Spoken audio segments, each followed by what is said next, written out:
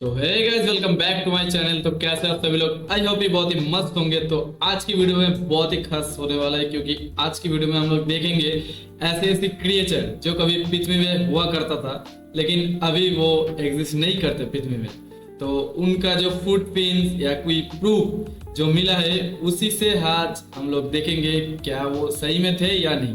तो चलो वीडियो का पूरा एंड तक देखते हैं। और इस वीडियो को क्रिएट किया है मौज स्टूडियो ने, तो all credit goes to him. तो चलो वीडियो को पूरा एंड तक देखते हैं। दुनिया के तो सबसे let's ऊंचे see भाई। पहाड़ माउंट एवरेस्ट की ठंडी बर्फ के ऊपर कुछ ऐसे अजीब से फुटप्रिंट्स देखे गए जो दिखने में ना ही किसी इंसान के लगते हैं और ना ही किसी जानवर के। इतने बड़े भाई। माउंटेनर्स और लोकल लोगों का कहना है कि उन्होंने एक बर्फ से ढका हुआ इंसान जैसा ही कुछ इन पहाड़ों पर चलते हुए अरे, देखा है, जिसे इसका तो वो मूवी, येटी बहुत का सारे नाम मूवी देते देखे हैं। मैंने। लेकिन सवाल ये है, क्या येटी सिर्फ एक कहानी है येटी। या वाकई ऐसा कुछ था जो कभी इस जमीन पर रहता था? और क्या हो जो क्रिएचर्स जिनके बारे में आदि हम सिर्फ मानव कहानियों जैसा। में सुनते आए थे, जैसे ड्रैगन्स जो हवा में उड़ने वाली बड़ी छिपकली की शक्ल जैसे होते थे, ओह। जिनके सामने इंसान मानो जैसे खिलौना हो और जो अपने मुंह से आग निकालकर सब कुछ जला डालते हो, या फिर वेयरवुल्फ्स जो किसी भी इंसान, यहाँ तक कि आजकल की एक नॉर्मल वुल्फ से भी कई गुना ज्यादा बड़े और खूंखार हो, जो रातों को अपना शिकार किया करते थे। इसके भाई अलावा साहब। मरमेड्स और क्रैकन वगैरह जैसे बहुत से मिथिकल क्रिएचर्स। क्या हो अगर ये क्रिएचर्स कभी असल में इस दुनिया में जिंदा रहे हो? और सबसे हैरत की बात तो ये है कि कई लोग ये दावा करते हैं कि उन्होंने इन खतरनाक और जानलेवा क्रिएचर्स को अपनी आंखों से देखा है, और वो भी जिंदा। आज की वीडियो में भाई हम साहब। एक्सप्लोर करेंगे कुछ ऐसे मिस्टीरियस और मिथिकल क्रिएचर्स को जो Proof शायद के सिर्फ साथ कहानियों का हिस्सा नहीं देखना बल्कि पड़ेगा। किसी जमाने में हकीकत में इस दुनिया पर मौजूद थे, या शायद आज भी मौजूद हो।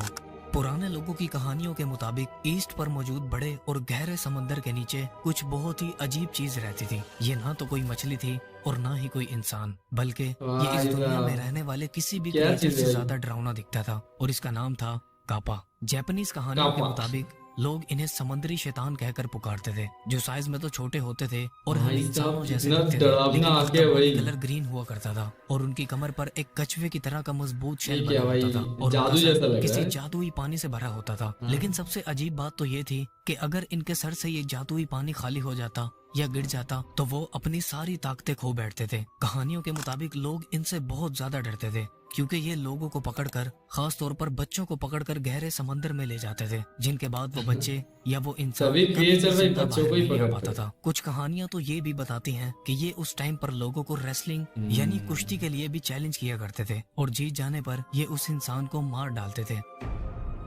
क्या इस क्रिएचर बकवास को जैसा बहुत से लग रहा है। जापानीज कार्टून्स में भी दिखाया जा चुका है, जैसा कि डोरेमोन डोरेमोन। में? आज भी जापान के कुछ पुराने लोगों के मुताबिक ये क्रिएचर जापान के किसी अनजान जंगल या समंदर के गहराइयों में छुपा है, जो रातों को निकलकर आसपास घूमने वाले जानवरों और लोगों को पकड़कर समंदर की गहराइयों में ले जाता है। वेल, आपका इस क्रिएचर के बारे में क्या ख्याल है? इस बारे में हमें कमेंट सेक्शन में जरूर बताएं।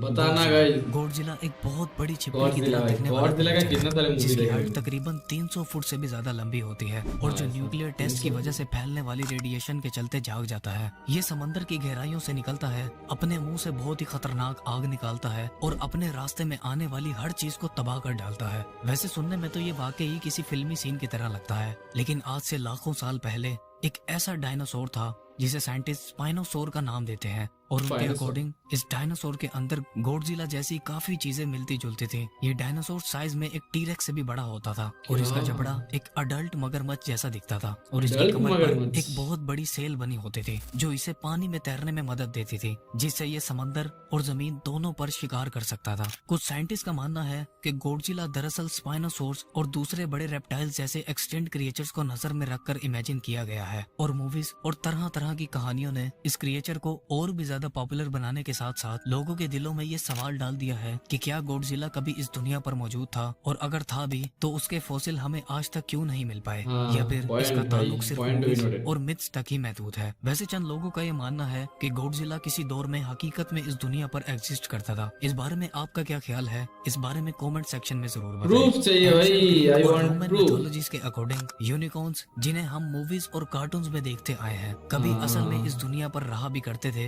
या ये सिर्फ कहानियों तक ही जिंदा थे। सुनने में ये काफी अजीब हैरी लगता पॉटर है, में भी लेकिन दिखा था साइंटिस्ट भाई। के अकॉर्डिंग साइबेरिया के ठंडे और पुराने इलाकों में एक ऐसा क्रिएचर रहता था जो दिखने में एक घोड़े की तरह होता था और उसके सर पर एक सींग बना होता था, बिल्कुल ओह, आज के रीनोस की तरह। ये क्रिएचर तकरीबन 8 से 10 फुट जितना लंबा होता था और इसका वजन एक ट्रक जितना वजनी होता था। जब लोकल लोगों ने इसके फॉसिल्स देखे तो उन्हें लगा कि ये एक यूनिकॉर्न है जिसे वो आज तक सिर्फ कहानियों में सुनते आए थे। क्या पुरानी भाई, सच केव में? पेंटिंग्स और मुख्तलिफ ट्राइब्स के केव लोगों की पेंटिंग्स। कहानियों में भी एक ऐसे ही सींग वाले क्रिएचर का जिक्र देखने को मिलता है। यूरोप से लेकर चाइना तक हर जगह इस तरह के क्रिएचर का जिक्र मिलता है। एक ऐसा क्रिएचर जिसके पास जादुई ताकतें होती थी और उड़ने की कभी-कभार शक्ति वो होते अपने थे। परों को इस्तेमाल हाँ, कर सच हवा में। में भी उड़ सकता था। शायद हमसे पहले के एंशिएंट लोग किसी असल चीज को याद कर रहे थे, जो अब इन पेंटिंग्स और इन कहानियों से ये वाज़ेह होता है कि एंशिएंट लोग हकीकत में किसी ऐसी चीज को जानते थे या उस दौर में ऐसी चीज हकीकत में इस दुनिया पर मौजूद थी। ये बात तो हम सब जानते हैं